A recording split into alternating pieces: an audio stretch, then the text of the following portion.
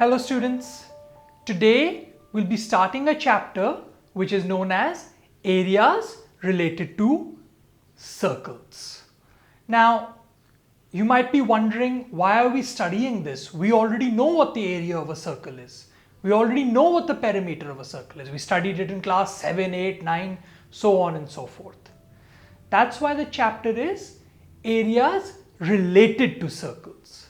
So in fact, in this chapter, what we will be focusing on is that if I have a circle and let's say from the center, I create two radii like this. So now if we look at our diagram, our figure, we can see that this area at the bottom enclosed by the two radii and the one curved portion known as an arc, this is some area as well as the corresponding bigger part that exists. This is also some area. So we will see how, based on the angle created by the radii, how we can find the areas and therefore see some more complex figures. As a very quick reminder, the area of a circle is pi r square and the circumference or perimeter of a circle, as in the length of the boundary, is 2 pi r. Just keep these two in mind and let's go on and understand what these kind of figures are called. So looking at the figure that we just showed in the first slide, this area that's formed by the two radii and the one curve or the arc, as I said, is called a sector. And a sector, the smaller one, which is the one at the bottom, is the minor sector, and the bigger one or the bigger part of it is known as the major sector.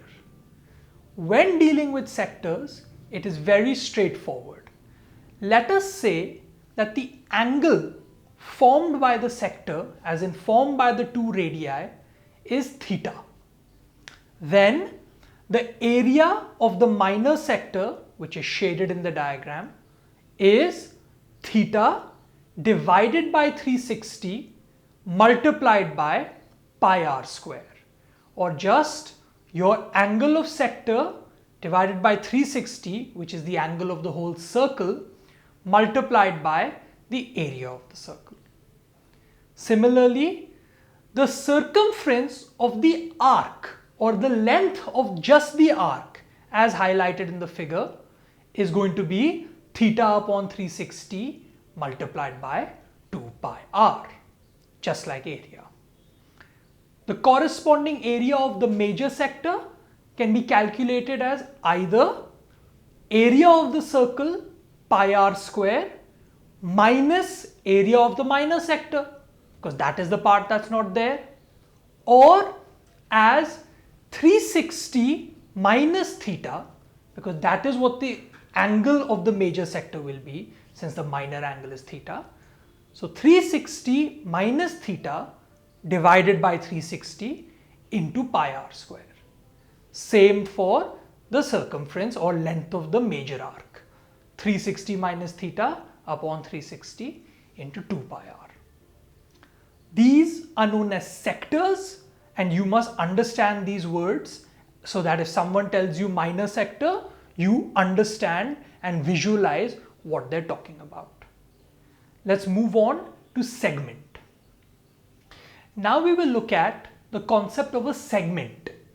Now a segment, although looks simpler, is actually more complicated. A segment is nothing but the area formed by a chord and the arc of the circle.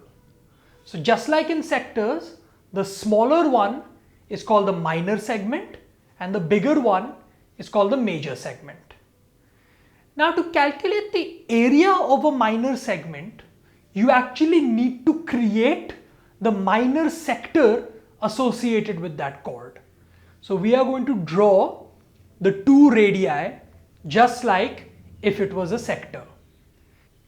So if you notice, the area of the segment is nothing but the area of the entire sector minus the area of the triangle formed by the radii and the segment and the chord. So area of minor segment is equal to area of minor sector, which we will calculate using the sector formula, minus area of triangle.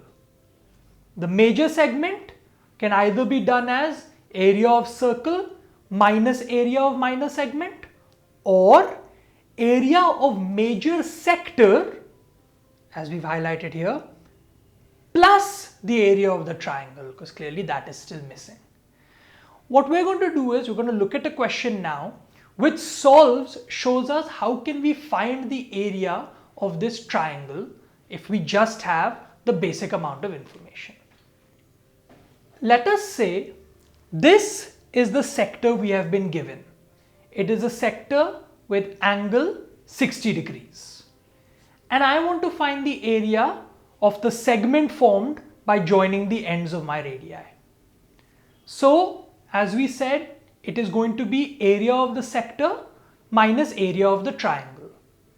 Let us see how we will calculate the area of the triangle. Now recall that the area of a triangle is just half base into height.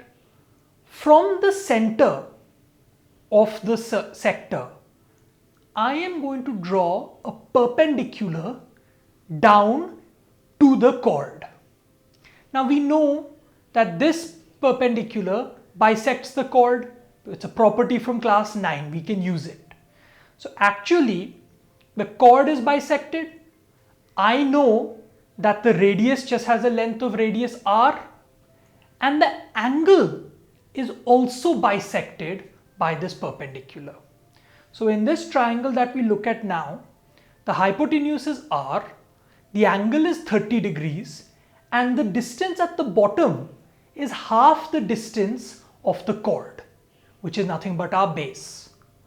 Using trigonometry, I can calculate the length of this small portion here, because sine 30 degrees will be equal to that length divided by the hypotenuse, which is the radius.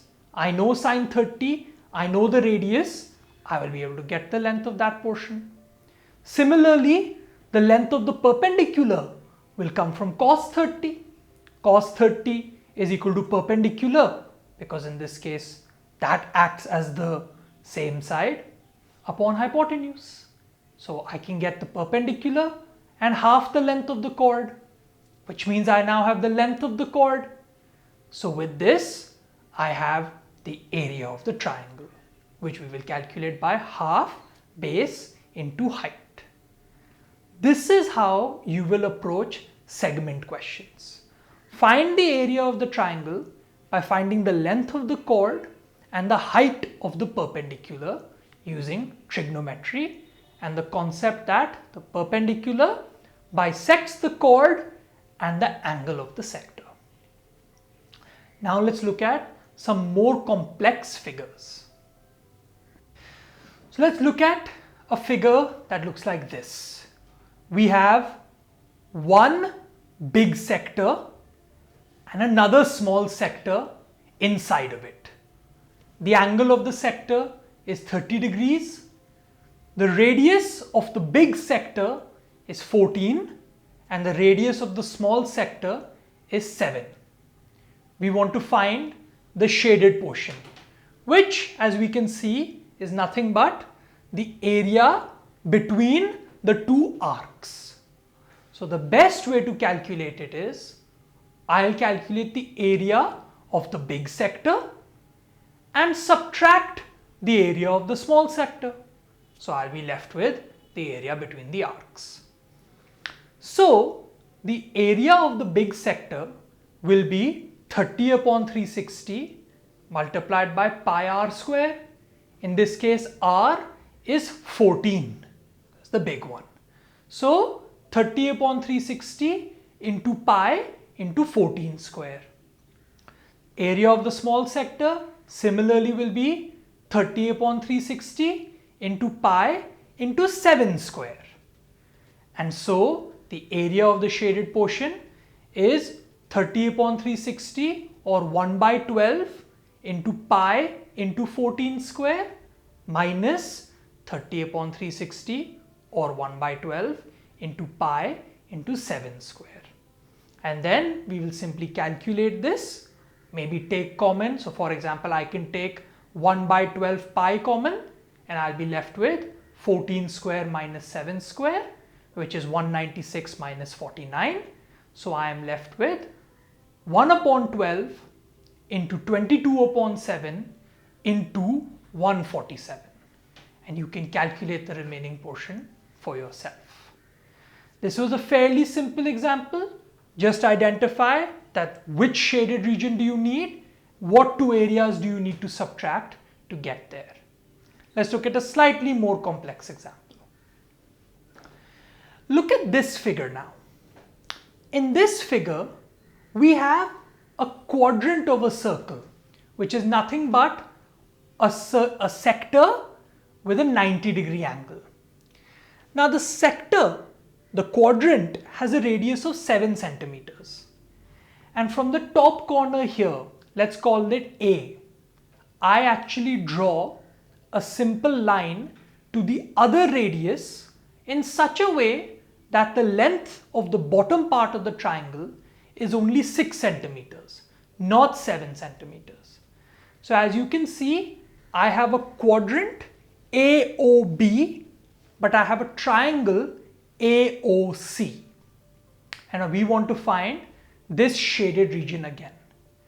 Now we know that the best way to do this is area of the quadrant minus area of the triangle. Now area of the quadrant should be straightforward. The angle of the sector is 90 degrees. So 90 upon 360 into pi into 7 square, because the radius is 7. Area of the triangle, well, it's a right angle triangle. So just half base into height, where AO is the height and OC is the base. So area of the triangle will be half into 7 into 6, or just 7 into 3, 21. Area of the quadrant will be 1 by 4 multiplied by 22 by 7 multiplied by 7 square. Once again, you can calculate these two, subtract triangle from the quadrant, and you'll get your answer. So although it looked more complicated, as long as you can identify your shapes, there should be no problem. The last two we will look at are quite complex, but when you break them down, you'll see how we can simplify the problem. Now, let's look at this figure. It's a square, and from both corners of the square, we have drawn two quadrants. One quadrant that's like this, and another quadrant that's like this. We want to find the area of that central portion. The way I'm going to solve the question is like this. This is a completely symmetric figure. So think of it as having three distinct areas. This upper portion, the central portion that we want to find, and the bottom portion. Now, the upper portion and the bottom portion will have the same area, because as I said, this is a symmetric figure. And we can actually find the area of one of them very simply. Just look at the upper portion. It's nothing but area of the square minus area of the quadrant. And so I can find the upper area that's equal to the lower area, and our central one is nothing but area of the square minus area 1 plus area 3. So in this way, we can calculate the area of this figure. So let's say the square has a side of 7 centimeters. So area 1 is equal to 7 square, area of the square, minus 90 by 360 into pi into 7 square, because pi r square is the area of the quadrant. So area 1 is equal to 49 minus 1 by 4 into 22 by 7 into 7 into 7, which we can calculate. This is equal to area 3. So area 3 is also equal to that. And now area 2 is nothing but area of the square minus 2 times the area of the area 1. And like this, we have now found the central area. So in this creative way, we are able to find areas that otherwise would be very difficult. Let's apply this concept to another similar question. So let's look at what, in my opinion, is the most complex question in this chapter. So we have this figure. There's a square, and these curved lines that you can see, the 4 of them, are all semicircles, such that the side of the square is the diameter of the semicircle. We want to find the area of the shaded region, the flowery pattern. Now, how we're going to do this is just like the previous question. Look at the 4 areas that we don't have to calculate. Let's mark them 1, 2, 3 and 4. These 4 are once again symmetric, and if you carefully observe, if I take area 1 and 3 and kind of make everything else solid, we can see that area 1 plus 3 is nothing but area of the square minus 2 semicircles. Similarly, 2 and 4 is also area of the square minus 2 semicircles. So once I get area of 1 plus 2 plus 3 plus 4, I can just subtract it from the square and get my desired area. So let's say that the side of the square is 14 centimeters. So 1 plus 3 is equal to 14 square, which is area of the square, minus pi into r square. Why pi r square? Because we're subtracting 2 semicircles. That's just equal to 1 circle. And the radius will be 7 centimeters, not 14. The diameter is 14. So it's 14 square minus 22 by 7 into 7 square. Nothing but 196 minus 22 into 7, 154. So we got area 1 plus 3. Area 2 plus 4 is going to be the exact same thing. Area of the square minus area of a circle. So again, 196 minus 154. And finally, the small area, or the area that we want, is area of the square 196 minus 1 plus 2 plus 3 plus 4. So I have 1 plus 3, I have 2 plus 4, I just add the 2 of them together. So it becomes 196 minus 42 plus 42, because that's what those two were coming out to be. So 196 minus 84, and your answer is 112. So once again, identify what you need to subtract and how to find the area of what you need to subtract. So interestingly, in these questions, we subtract twice. We first subtract to find the area that we then need to subtract from the whole thing. So just visualize, look at your figures carefully, find out what can be calculated, and use that information to solve your questions. This is a fairly scoring chapter. As long as you practice, especially from the NCERT, you should have no trouble.